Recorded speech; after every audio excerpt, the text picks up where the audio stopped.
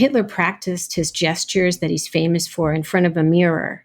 And he hired a hypnotist and he hired a stage actor to have voice lessons. Mussolini was pretty spontaneous, but he'd been a journalist. He trained as a journalist, and so did Mobutu in the Congo. So most of these guys who have success had some kind of training in seducing people through words and through gestures, or Berlusconi and Trump had been on TV. So the paradox is that they've worked very hard and it's all highly artificial what they do, but when they do it seamlessly, people think they're authentic, and then they bond with them.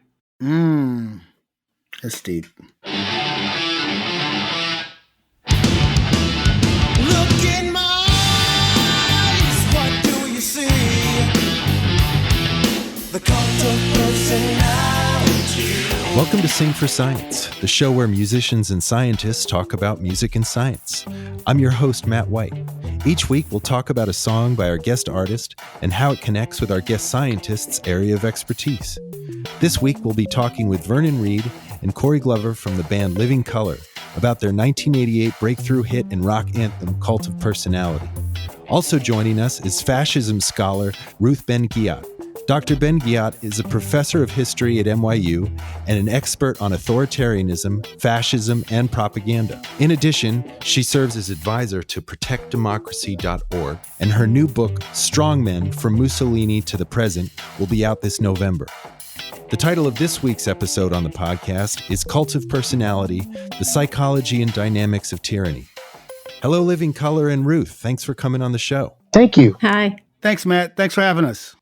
Vernon and Corey, it's such an honor to have you both here today. I've been a Living Colour fan most of my life, and yours is easily one of the greatest rock bands of all time, certainly in my book. Oh, man, thank you so much. Well, thank you so much, man. Course. We were big fans of your band, for real. Earl Greyhound was a phenomenal band. You know, amazing. Thanks.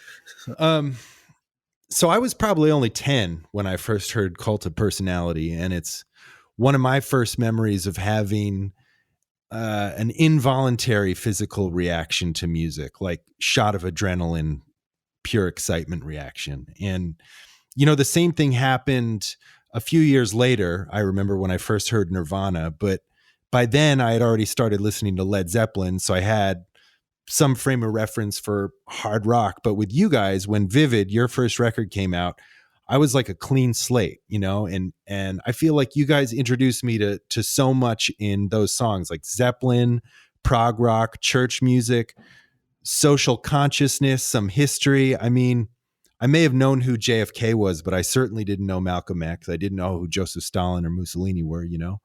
So in preparing for this episode, just thinking about that, and it's just like, it's so amazing how much you guys distilled for me. Well, we were children of the atom, if you will. I mean, we were, on one hand, there's the civil rights era, but on the other hand, there was the threat of mutually assured destruction that was still hanging over our heads. I mean, even though the people from the 50s really were quaking under that, but we experienced the tail end of it. So a lot of the superpower, Soviet, Eastern Bloc versus the West thing was very definitive in our backgrounds. And also, we were little kids, and when I was a little kid, I remember seeing on the nightly news all the Bull Connors dogs and all that kind of stuff happening. And that had a tremendous effect on me, and I'm sure it had a tremendous effect on Corey as well. Oh, yeah. My parents were very, very much involved in the movement from a very young age, and sort of instilled that in all of their children, to the point where they became very much involved in the electoral process in our neighborhood. Murray and I are from the same neighborhood. So my parents worked at the polls. All of their children were tasked to go through the neighborhood to collect signatures, propositions, and ballot initiatives and that kind of stuff. So the idea of the song was very much in sort of like the wheelhouse of the conversations we'd have at home. In between, you know, listening to Bitches Brew by Miles Davis and then talking about what was going on. My sister was going to Howard University, and in the midst of all this stuff that was going on politically and what was going on socially, within and without of the movement. So we had these sort of conversations, and I'm the youngest of three children, and there's a major gap between my brother and sister and I. And so I'm a 10-year-old listening to them talking about Nixon, and not really trying to find my way in somehow, how I understand this. Yeah. And, you know, Everything seemed very, very fraught. The one thing I remember about being a little kid in the 60s was that all the adults were upset at all the times.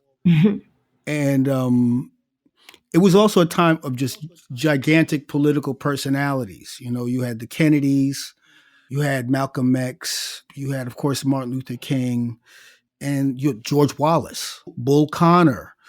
These are people that just had such a grip on the public's imagination, because also there were very few channels, so everybody was watching only a few channels. And so I think all of that information came into play, and it just kind of sat in that subconscious area. So writing lyrics, I had this like red notebook that I wrote poems and lyrics in, and I wrote this thing, "Look in my eyes, what do you see?" But there was no music for it. Okay. And we were having a rehearsal in Bushwick in our loft, and a rehearsal loft. And Corey was like, "Vernon, he had this thing that he was singing to me, and I was trying to play what he was singing, and I literally stumbled onto that beginning riff. Mm. And once that beginning riff started, I could only tell you that the song started to assemble itself using the four of us, myself, Corey, Muzz Skillings, Will Calhoun. It used the four of us to construct itself, is the best way I could describe it.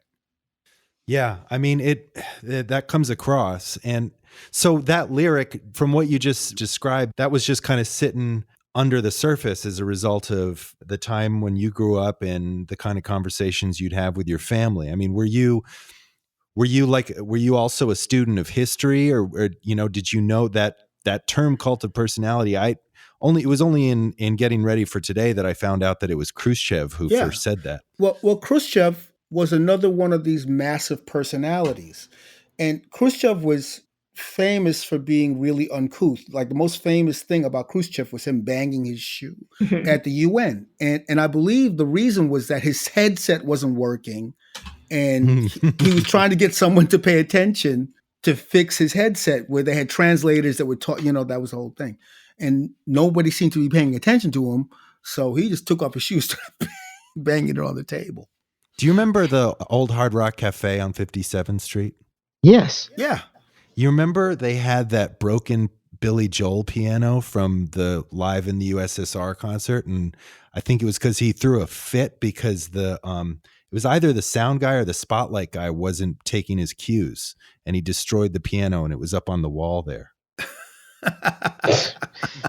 Well, it's symptomatic that the cult of personality was, because Khrushchev didn't he had Stalin's shadow over him, and he didn't like that because he wanted, to have his own dominance. And so it's symptomatic that's how it came into being, because that's this kind of certain kind of male leader who needs absolute dominance and attention is part of it.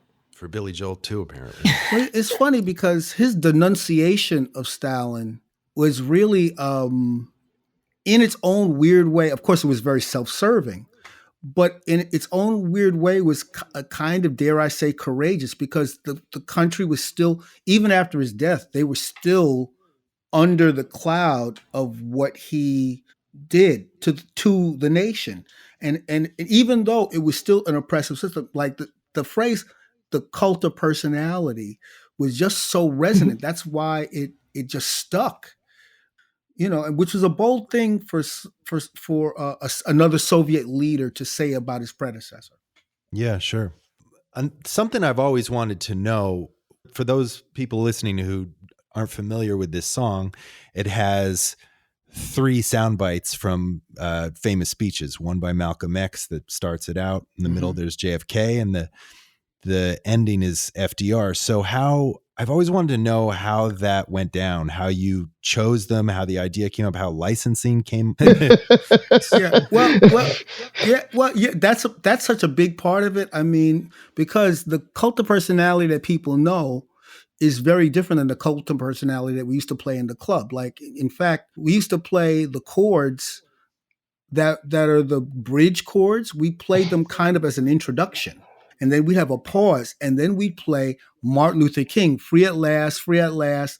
Thank God Almighty, we are free at last," and then we go into the riff. Okay. That was the original way we played the song. It was like, Or even when we played it live, like there were breaks in the song or things, and I remember doing the Kennedy thing in the midst of those breaks. Ask not what your country can do for you. So those things were there from the very beginning. Those ideas of what your idea of a cult of personality was. Oh, okay. Got you. Okay, so the thing about using those snippets, it's the technology had finally gotten cheap enough of utilizing samples to make it affordable, like the Akai S900 sampler, Mm-hmm. the Akai S900, the 950, and then finally the Akai S1000 made it possible to do that kind of tape loop type of stuff that was very expensive to do. I mean, only like the Beatles and people like that, or Pink Floyd would Mm-hmm. be able to do it. Also, it connected to what was happening with hip hop, because hip hop was changing because of the technology of looping and sampling. Because before that, it was like the 808 drum machine, Mm-hmm.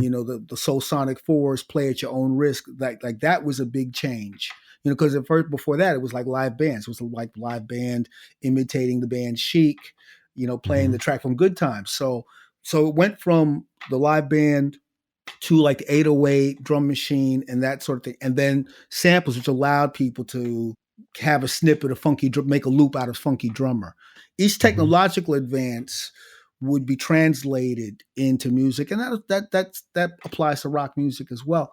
But there was a kind of influence of that in terms of utilizing sampling technology. And then, there was stuff that Brian Eno was doing with David Byrne, like My Life in the Bush of Ghosts. I love that record. That was also very influential in terms of, oh man, I want to do something like that. And that came into play. What about getting permission? I mean, Betty Shabazz and Jackie Kennedy were still alive. Did you have to get their sign off? So here's the thing that's okay, a little inside baseball. My first wife went to school with Malak Shabazz, one of Betty's daughters. She's a rock fan, and so I have to go back, because at first we had the Martin Luther King speech, but we couldn't use it because the King Foundation wanted $10,000 Okay. to use And a piece of the song. Yeah, and when we were like, and I was very bummed out about it, and I was walking around kind of dejected in Harlem, and I was walking by one of these tables where these brothers are selling cassettes of various speeches of Malcolm X, and he had this one called "Speech to the Grassroots." And I bought it and I put it on, and the first thing is, let us talk right down to earth in a language that everybody here can easily understand. And I was like, that's it. Mm-hmm. And basically, what had happened was Malak Shabazz interceded with Betty and said, "Yo, this is cool. This is gonna be cool." And one of the things that I think I'm most proud of with regards to that song is all across rock radio, all across the country, people had to hear the voice of Malcolm X. Like that for me, and that happened just because of circumstance, but that for me, to hear that on white rock stations and hear Malcolm X's voice introduce the song is just like, I'm just really proud that we were the ones to make that, be able to be allowed to make that happen. And all the rest, and the other speeches are in the public domain, like Kennedy, so we didn't have to clear those. Okay. Another thing that I've been thinking about recently, because in the context of our bungled response to the pandemic, it's becoming more widely accepted how destructive a presidency the Reagan administration was. insofar as Reagan was the first to say government's the problem, not the solution, and how he courted and empowered the anti-science religious right. So you wrote that song in the mid late 80s, so that was right during his reign. Was it like ever seen as social commentary? Oh, sure, but you know, it's so funny because like when I was writing the lyrics, I made a definitive choice to use Mussolini instead of Adolf Hitler because I wanted to have a representative of fascism, but Hitler, there was another thing going on with Hitler that I didn't want. I didn't want his name in the tune. I just didn't want it. And in a weird way, having Hitler, having Mussolini and Gandhi and these characters from the previous era, because it felt like him putting Reagan in was just too on the nose and too in the current moment. There was also a romance around having the voice of, John F. Kennedy and FDR in the song that I felt wouldn't have been there in making reference to Reagan. I didn't want to give Reagan any shine anyway. No. Yeah, for sure. Well, you did a good thing featuring, because Mussolini actually, he gets overshadowed by Hitler. And one of the things I learned in doing research for this book is that Hitler hugely learned from Mussolini and copied him. And instead of people think it's often the other way around, but anything to do with marketing, like being a media celebrity and marketing, knowing to speak to the people, all of that, like Mussolini was the first one. And he also, which is relevant for us today around the world, he was prime minister of a democracy for 3 years before he became dictator, and he slowly destroyed the democracy in ways that people do today. Like, how did he destroy it? Well, he had a propaganda barrage. He had been a journalist. He started discrediting democratic institutions. He joked about being a dictator, but he was the first one, and no one understood what he was doing. Like no one had any clue, and then people didn't take him seriously. People thought he was a clown. The same things that have happened over and over, but he was the first. And there had already been a lot of violence. So he used all of the kind of toolkit that dictators used. He was kind of setting it up in those 3 years before he became dictator. So I think it's important to appreciate, how many people learned from him. So I agree, he's better than Hitler, who did everything immediately. And so it's not as much a lesson for the way things happen today. And what are some of the vile acts that Mussolini's known for having perpetrated? Well, after he and Hitler rose after World War I, and so there was so much violence that he basically just continued the violence that had been in World War I and turned it onto the left and onto Catholics. And so there was all this kind of paramilitary violence, the squadrists. And so he posed as, he made all this chaos and violence, and then he posed as the law and order. This is what right-wing authoritarians always do, right? They create a crisis and then they pose themselves as solution. And then later he perpetrated genocide in Libya. And one of the things that's very relevant is most of his victims were people of color from colonies in Africa, from North Africa to Ethiopia, Eritrea, Somalia. And he didn't go after the Jews for like 16 years. And so he got a pass because people care, it's like the Black Lives Don't Matter thing. And so even to this day, there's a real misunderstanding of the amount of violence that he caused because he attacked fewer white people in Europe than Hitler did. Okay. I could use an education from you. So there's fascism, there's totalitarianism, there's authoritarianism, there's despotism, there's autocracy, there's dictatorships. Is there a simple way you could kind of break this down for me and define them or talk about how some of them are different and which ones can coexist? I mean, I would take the whole show, but just basically, I see fascism as a subset of kind of authoritarianism, which is a general term that can include totalitarianism. It can include dictatorship. Today, we don't have as many one-party states outside of North Korea and China.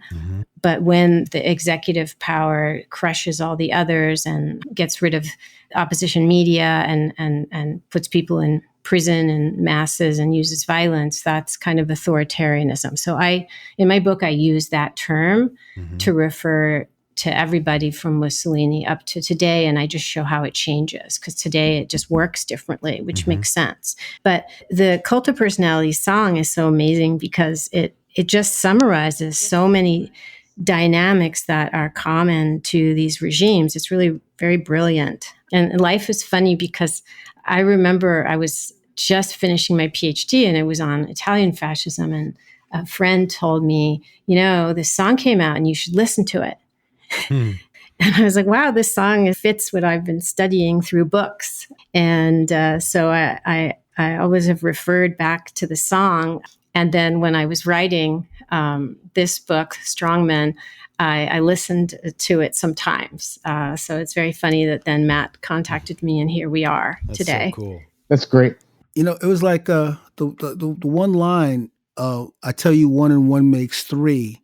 That was directly from 1984 by George Orwell, because that was one of the things that they did to Winston Smith, was the character Winston Smith, who said, how many fingers am I holding up? And he would say what it was, and they would beat him. And they said, how many? And he would say it again. And they're beating him. And then he realizes that they want him to say another number than the number that's obvious. And then he finally says 3 and they stop beating him. And it's kind of like, that's sort of the process. That's part of the process. It's just, I tell you one and one makes 3. And the correlation is you believe it. This also talks about religion as well. The Father, Son, and the Holy Ghost are all one person. What? Yeah. And to that end, the lyric that you guys have, you gave me fortune, you gave me fame, you gave me power in your God's name. I feel like I'm seeing that all around. I saw this sign the other day. It was a Donald Trump sign and it said God, country, and guns. He doesn't give a shit. The thing that's so crazy about it is that people are projecting so much onto him. He doesn't care. He has never bent his knee. He's never bent the knee and asked forgiveness at any time in his life. That's not believable. Yeah. Yeah. Try reading the Beatitudes and show me where the overlap is between Jesus Christ and Donald Trump, Right. It's horrifying to see that the whole playbook, and one of the main things is that these guys get anointed as messengers of the divine. Gaddafi, it was Allah, whatever the God is, but it's been so amazing. And often they're like the most low-life, amoral individuals, including Donald Trump. And so to see everybody flocking around where, Pompeo, the Secretary of State, says God sent Trump to rule us by divine, and it's like it's happened over and over again. And all these people are choosing. Some of them don't believe it, probably inside themselves, and they're just doing what they need to do to keep their power. But either way, it's just, I'm not shocked because this is what I study and it happens many times, but it's discouraging to say the least. Really, there's very few categories of crimes that Trump has not either committed or threatened to commit, including murdering someone on Fifth Avenue when he was a candidate. That was a huge red flag. And when I heard that, I ran home and did an op-ed for CNN, because the same person who said that is also the person who everyone thinks is anointed by God to lead America and make it great again. And what did you say in that op-ed? Well, that obviously preaching violence is a big red flag, but really that he wasn't only saying that he was capable of violence, he was also saying that he believes he is above the law. And that if he were elected, he would act like he's above the law, because it wasn't just, I am going to shoot someone in public. It was that I'm not going to lose any of my followers. So he was saying, this was really early. This was January 2016. And this is your song again. It was saying that he knew he had made this bond with his followers that was all about belief and faith. And so that he was boasting that he could do anything, even murder someone in broad daylight, and they would still believe him. Ruth, I have a question. It's about the environment that brought about someone like Donald Trump and the like. Vernon and I had this conversation a while back that part of the ingredients to this was having someone that previous to Donald Trump who most people perceived as being not just wrong, but black and wrong. Mm-hmm. I understand that that's what brought us to the point that we are in now. But how do you counter something like that? How historically has that been turned around? Unfortunately, often it takes the leader leading the nation into a total disaster for a certain group of core followers to understand and wake up and see that what they thought was not true. And it's interesting that these guys usually come to power after some period of emancipation, whatever that means at the time. It's usually some combination of like worker emancipation, or like in mostly white countries in Europe in the 30s, it was like women, female emancipation, workers, the left maybe, which was more workers' rights, or like the idea that there were becoming more too many Jews or too many Slavs, this kind of thing. But it's very hard to reverse it once the kind of cult of personality is solidified. It sometimes takes, like in Italy and Germany, it took being bombed in World War II for some people to wake up and realize that these guys were charlatans. And it's hard because, Trump had been wanting to run for president for a long time, but then there was such a racial fury at the temerity of Obama at having ruled it all, right? Mm-hmm. And what's been really interesting to me is that Trump doesn't just want to, and his administration, they're not trying to only do all kinds of policy things to reverse, any racial emancipation, gender emancipation, same-sex rights.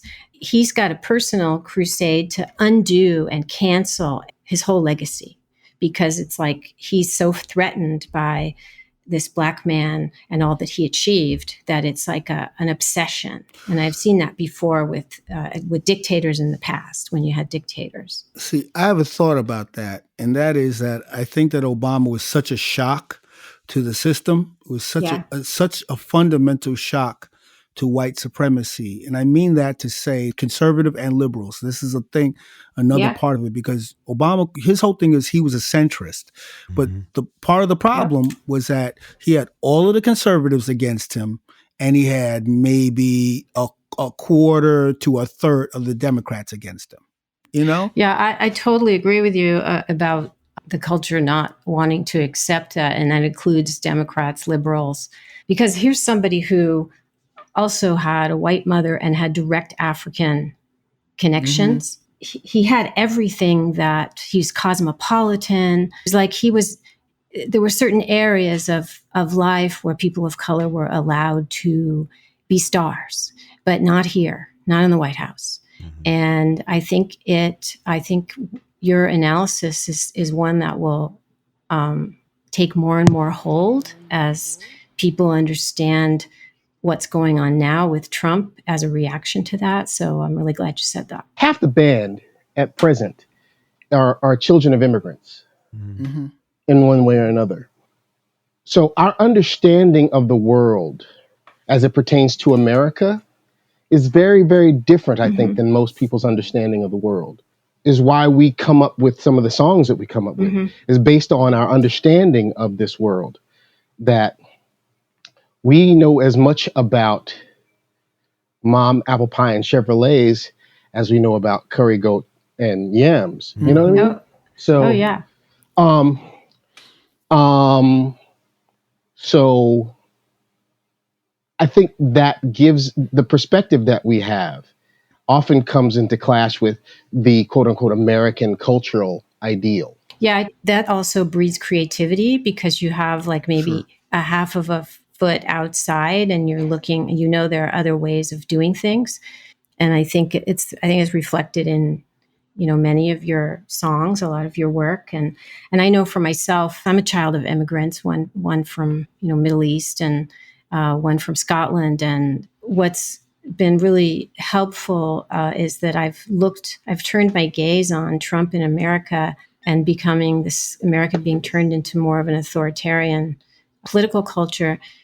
with an eye from outside. And when I started publishing stuff in CNN, the first people I heard from were people who were immigrants who had fled regimes, maybe a junta or communism, and they would say, "Oh, I've been waiting for someone to say that." And then other people were like, "Are you crazy?" Like I got a lot of, male people thought I was hysterical and alarmist. But I think that having that kind of background and being able to have a lens onto America that is informed by other experiences is really important. And so what do you say to people who suggest it's alarmist to describe these affairs as devolving towards authoritarianism?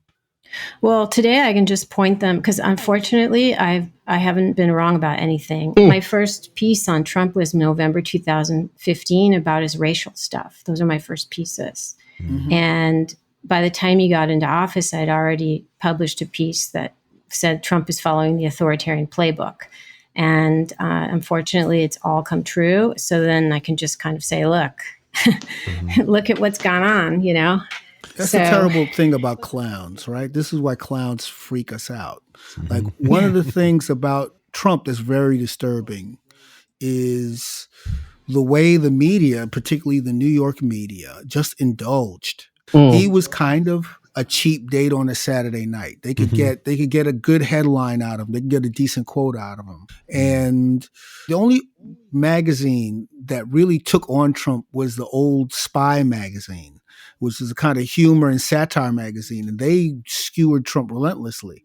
Because the thing is, Trump has been like a public $3 bill for a really long time. Particularly in New York City. Yep. If you're of a certain age, you know that he destroyed Atlantic City. He destroyed it. And he destroyed it.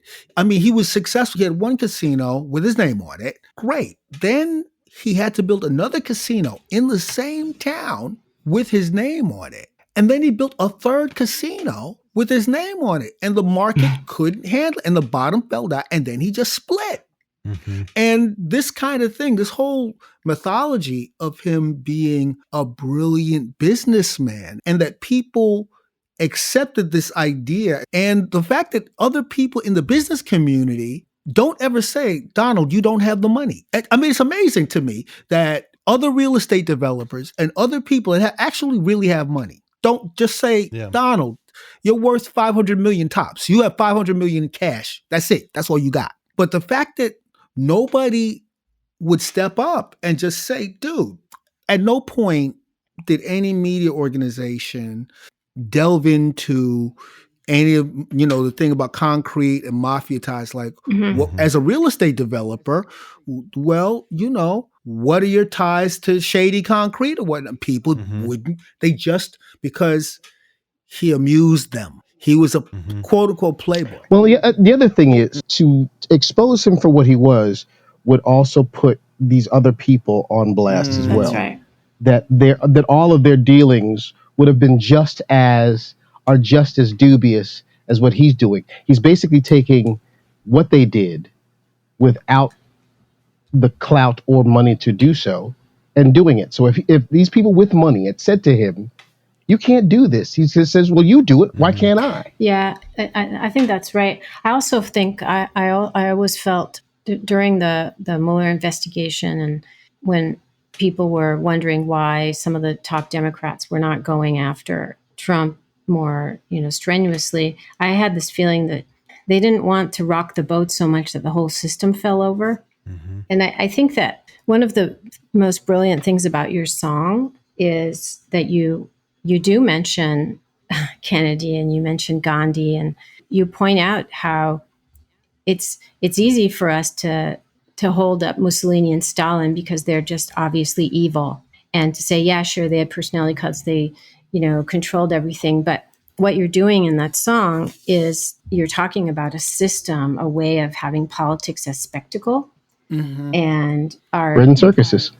Yeah, which is more subversive. And I think that a lot of these points we're making, both about even liberals wouldn't accept Obama, and this point here about how it's not just, we fetishize people of all different political positions, even people who are do-gooders. And then we make politics into like just an adulation, and that those same processes can create a Trump. And so this may be a good opportunity to ask you to speak to that. Like, what are the leader-follower relationship that I've read in some of your work in authoritarian regimes? Could you talk about that a little bit? Yeah, I can start with just a lyric from the song Mm-hmm. that kind of sums it up. There's many lyrics that sum it up, but I exploit you, still you love me. That's one summation of the leader-follower relationship. Another is I have a good quote by Charlie Chaplin from 1939. He says, "A dictator is a man who comes from below and throws himself into an even deeper hole. The world watches him and jumps into the void after him." So these individuals are highly destructive, and there's a fascination in that. And the song talks about that they're all things to all people, and people project onto them. We've been talking about that, what they think is needed or what they think will solve the things that are keeping them up at night. And the leaders, to a man, they're all extremely skilled. And like when we talk about charisma, I tried to point out, and when I was in my writing, how one leader after another actually worked really hard at having this, quote, charisma. And charisma is a real thing. Clearly, like some people just have it, but it's also about performance. These guys are performers. And it's been really interesting, Trump and his rallies.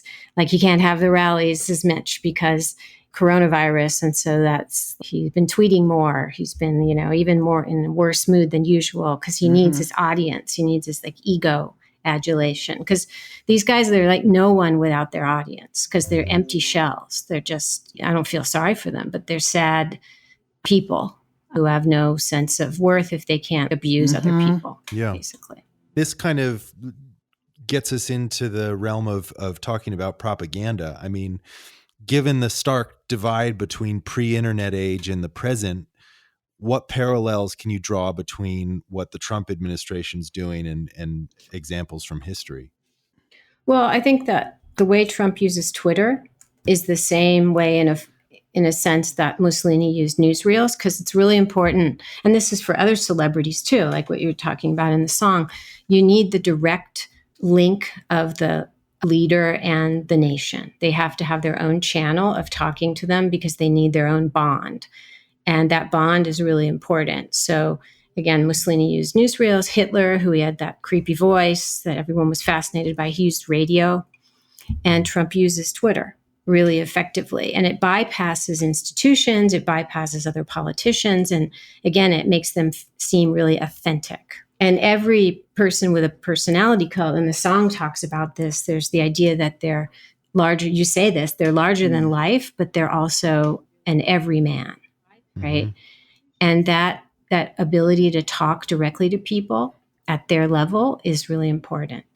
Tell you the best movie is A Face in the Crowd with Patricia Neal and Andy Griffith, like Lonesome Roads. Yeah. That character, I mean, this is one of the greatest. This is, I think, Andy Griffith's greatest role, because he's Absolutely. just like this folksy guy on the radio.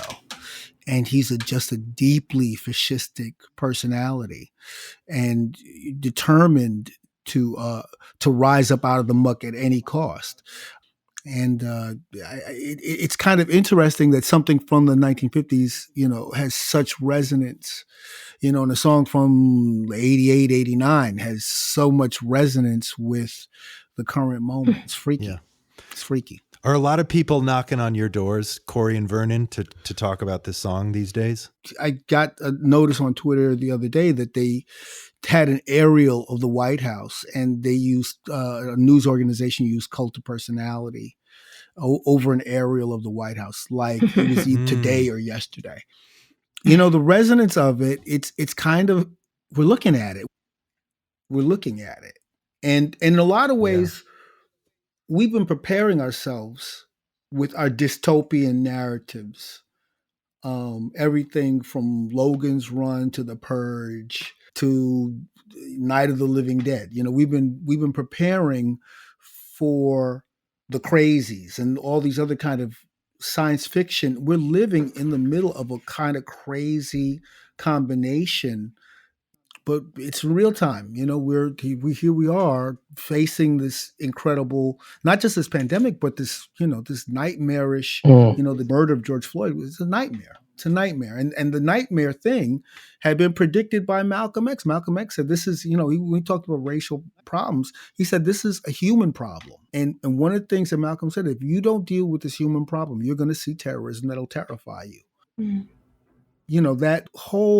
The casualness of the policeman murdering George Floyd is what has sent the country up in flames. At a certain point, the fact that people in Portland are fighting for people who are in a deep minority in that state. There really are not that many African Americans in Portland, in the city. And the fact that they're facing down a kind of incursionary force sent in by Trump, that says something. Yeah.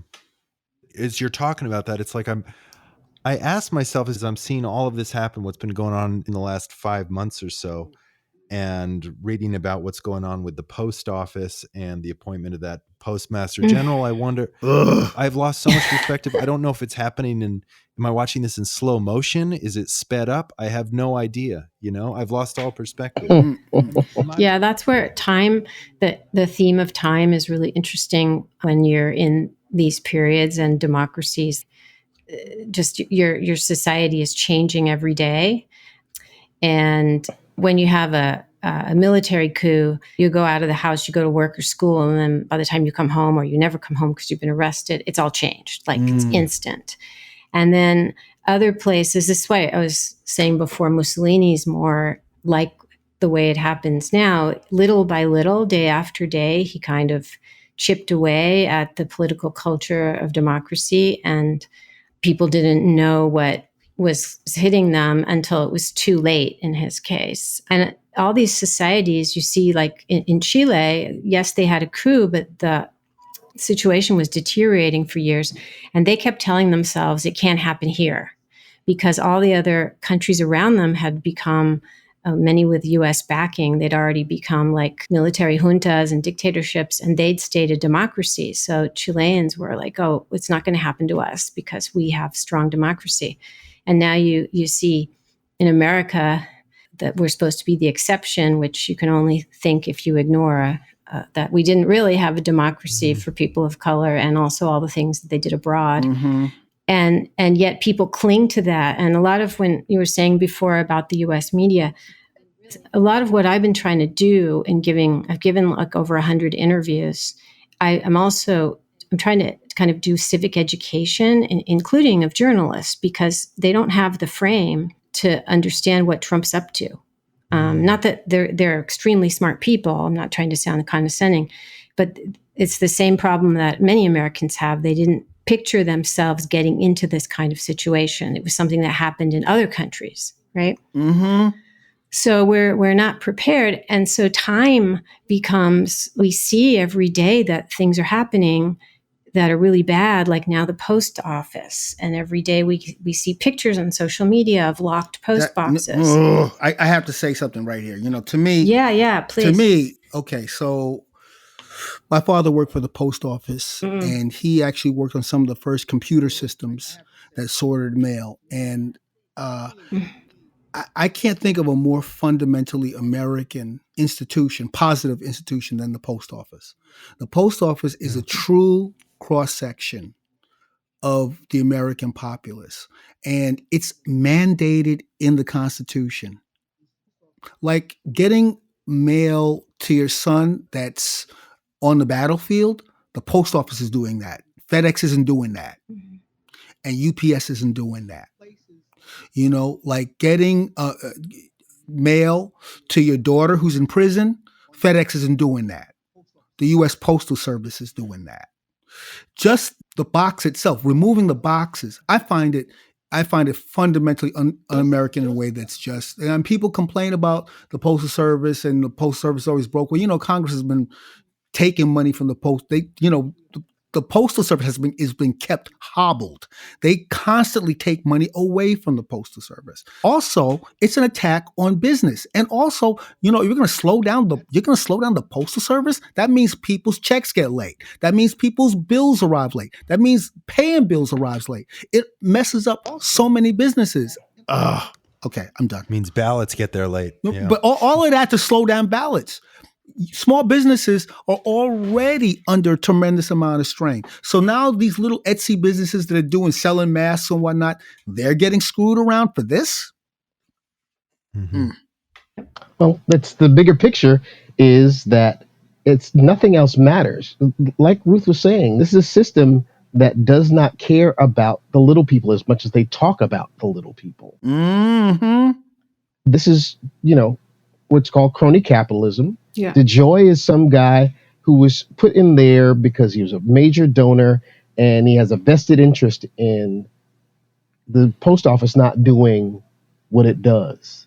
Like Sick. the same guy, like the same person he put in the EPA who wants to destroy the EPA. Right. It's not beyond the realm of what this is exactly. If you look at it from that perspective, like everybody that's there is there to enrich themselves and no one else. Yeah, I mean, of course, a lot of this was already in place, but not to this extent. And there's a qualitative difference. The coronavirus thing is the most smoking gun of it, where people get upset when I do interviews and I'm maybe too blunt, and I just say Trump doesn't care if you live or die. He just couldn't care less.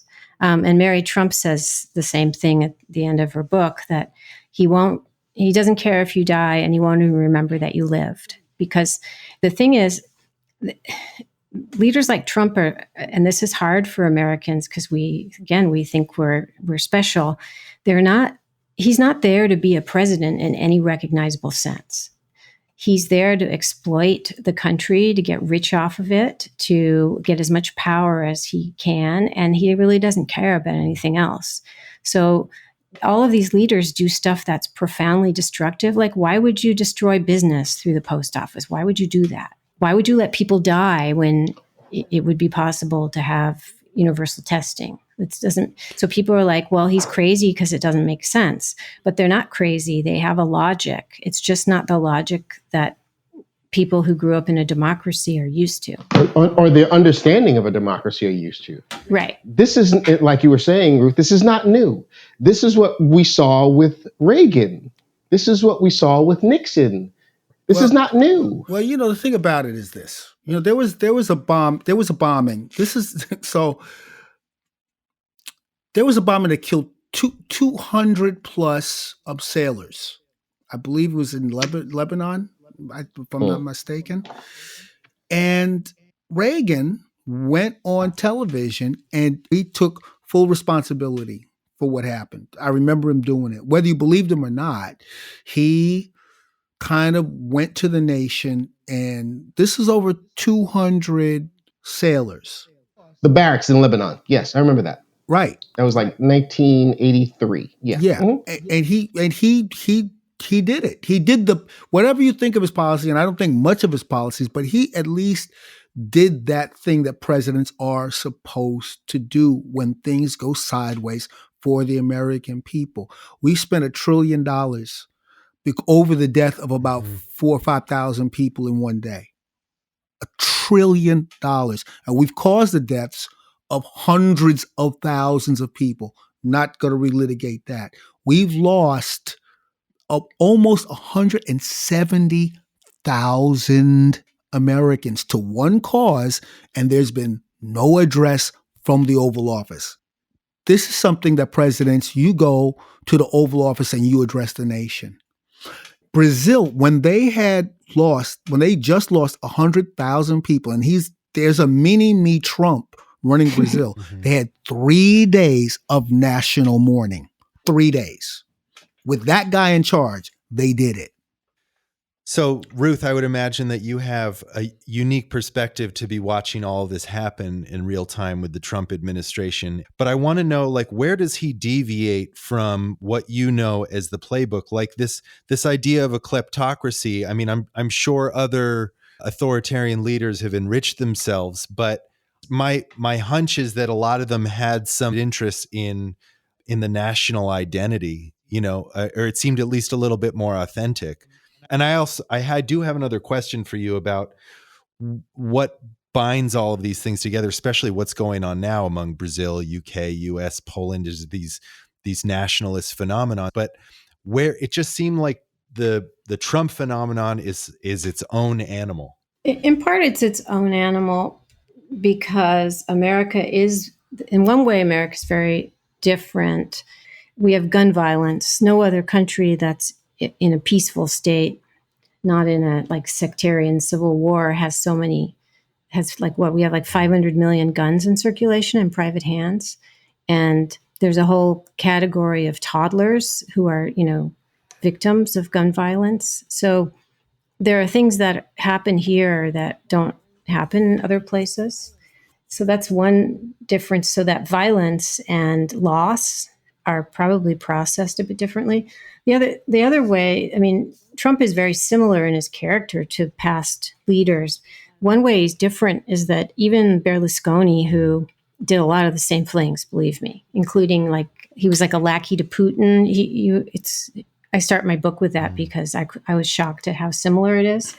But Trump's just more dangerous because America's bigger, has nuclear weapons. But even Berlusconi, who owned TV networks and was a total creature of TV, talk about cult of personality, he used to read. Trump is like the only person who gets his entire world is formed by TV. And his first wife, Ivana, once said that he had two books by his bed, and one was Art of the Deal, and the other was Hitler's speeches, which is like very scary. But his whole world is formed by appearances and spectacle and TV to an extent that no other leader is like that.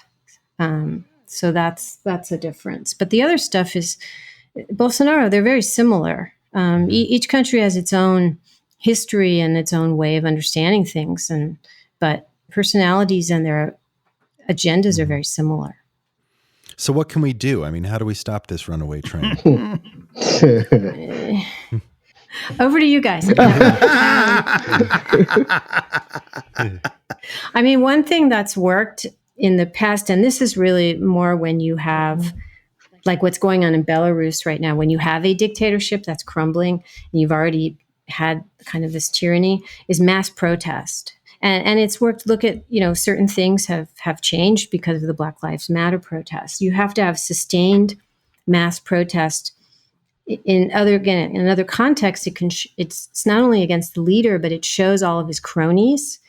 Because the one thing that can take these guys down is if their cronies start rethinking. Like if, even it's so sad how little it could take. If you had Mitch McConnell and a couple of others just retract their support, Trump would not be able to do a lot of the things. He'd have to back down on a lot of things, but they don't. So you can put pressure on them. But mass protest, nonviolent mass protest, has been really, really important in history. And it's been amazing that it was going on even with the pandemic. And that says a lot. And I think that we'll see mass protests around the election. Mm-hmm. We're kind of in wrap-up territory in the time department. Yeah. Do any of you have questions for one another? So there were times where the populace really turned. I believe the populace turned on Mussolini, and they turned on Nicholas Ceausescu. So, I mean, are there other examples where, it just got so egregious where the people just, because I think there's a funny polarity thing. Like oftentimes people think they have America on lock, but America's a weird and funny country, and it can flip just suddenly.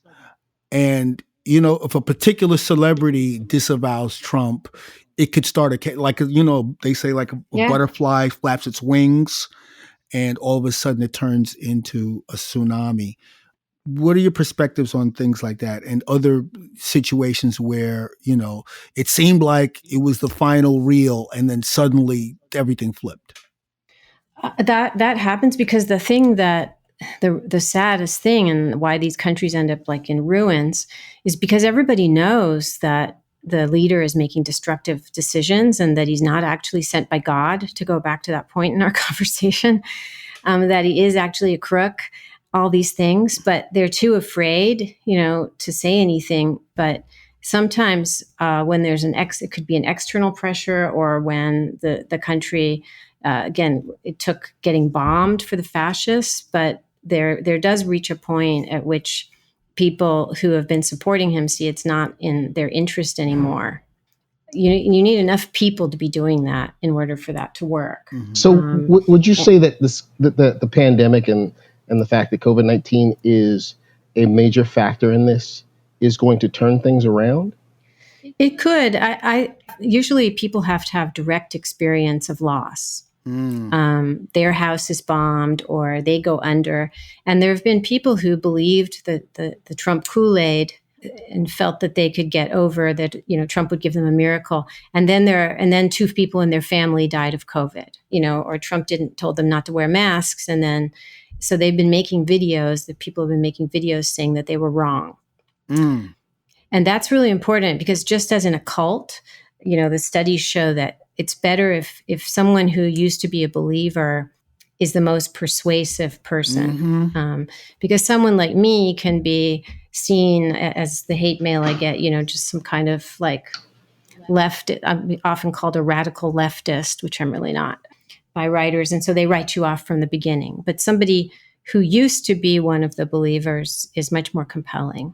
So we need to, I feel like when occasionally somebody who's a Trumpist comes out and criticizes, I think it's really important to support that person, no matter. I'm 100% on that. Good, good.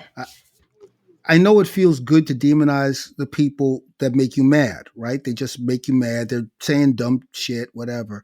But I think those people that are been crushed by this thing, we got to support them, especially if they're coming out and saying what it was for them, for real.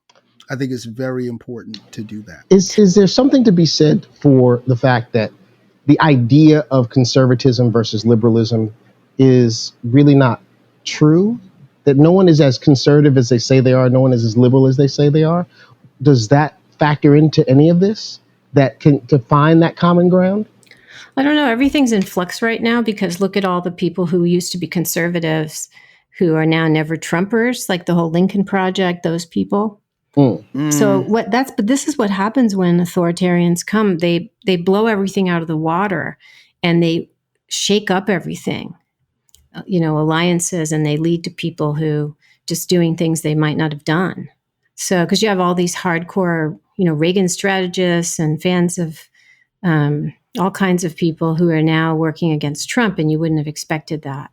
But I think that, we're all saying it's really important to support these people, even though, which means we have to bookmark some things. Yes, they've had this bad, thing in the past. But right now, the important thing is to get rid of Trump from office. All hands on deck. Exactly. All hands on deck to deal with the loose cannon. Exactly. One thing that I wanted to ask you that's sort of related to what Corey just asked, but also piggybacking on earlier, we're talking about, people who are accusing you of being alarmist. Is there any symmetry between the right-wingers calling leftists alarmists for saying that we're spiraling in towards authoritarianism, and right-wing folk, calling Bernie Sanders and AOC communists and threatening the arrival of Soviet-era breadlines? Is there some kind of common thread? Like, is there a root fear among both left and right in that sort of in that rhetoric? I mean, there can be, but one of the oldest right-wing things that you see it's like literally for 100 years over and over again, is that the right starts to label and lump together everybody into a, quote, radical left. And the Trump administration's been doing this very effectively. And so it's polarization. So they want to scare people by getting rid of differences between liberals and social democrats and progressives and people who, there aren't too many anarchists or communists in America today, but and William Barr, the attorney general, who's really such a scary and villainous person, he's been doing this too. And I get really worried about that because the objective is to if you look at my Twitter account, my pinned tweet from 2018 is like, watch out when they start calling everybody an angry mob, because then they want to start arresting everybody. They want to create a sense of a communism's coming and then they can arrest everybody. So that's an old trick. If you were to take a 1,000-yard view of this, it's chaos, and somehow some sort of control has to be taken. Something has to change. I sure as hell hope so. Yeah. You know what? I kind of feel like we can't already start throwing in the towel. You know what I mean? Like, I mean, that's like, it seems, I think when Joe McCarthy was like, had everyone's quaking in their boots, and all of a sudden it flipped on him. Mm-hmm. Yeah, I agree. And I guess I'd say as a closing thing, you can never give up hope, because what this kind of people want is to make us feel defeated and then feel like nothing means anything and there's nothing we can do anyway. And they want us to be like fatalistic. So it's really important to keep that hope and have faith in our country. And I think it's a very good comment that things can change quickly. So I think we need to keep that in mind. And what is one example from what you know of Mussolini or any other instances in history where there's actually been that the seesaw has flipped over from that one final grain of sand when an authoritarian leader has been ousted? Well, instead of those, I'd give an example of today in Erdogan's Turkey. Mm-hmm. And Erdogan doesn't get enough attention for all of his crimes, and he's arrested hundreds of thousands of people. But in Istanbul, it's not the capital, but the main city, the race for mayor was won by an opposition candidate against Erdogan's will. And this guy, İmamoğlu is his last name, he won by preaching love. He won by going around giving people hugs. This was in 2019, before Corona. Wow. He won by being the exact opposite of what Erdogan's candidate and Erdogan are, which is about vertical and, the whole authoritarian, the vertical authority, and you have to obey. And this was a huge upset. And so that was an example of things swinging back the other way. And this man he's mayor right now. So it can be done. Okay. Well, thank you all so much. This has been tremendous. I really appreciate you coming on the show. This is great. Yeah, thank you. This is amazing. Thank you so much. Really, really great. Stay informed and check out protectdemocracy.org. Also, be sure to pick up a copy of Ruth's new book, Strongmen: From Mussolini to the Present, which will be available this November. And stay up to date with what's going on with Vernon and Corey at livingcolor.com, facebook.com/livingcolor, and get new Living Color merchandise at coldcutsmerch.com/livingcolor. Sing for Science is co-produced with The Talkhouse, and our music is by Italian artist Panoram. Special thanks to Tim Mgashov, Chris Nilsson, Chris Leo, Rhett Sword, Ottavio Media, and TCB Public Relations for helping make today's episode possible. If you like what you heard, check out our other episodes and subscribe to the show. Thanks for listening.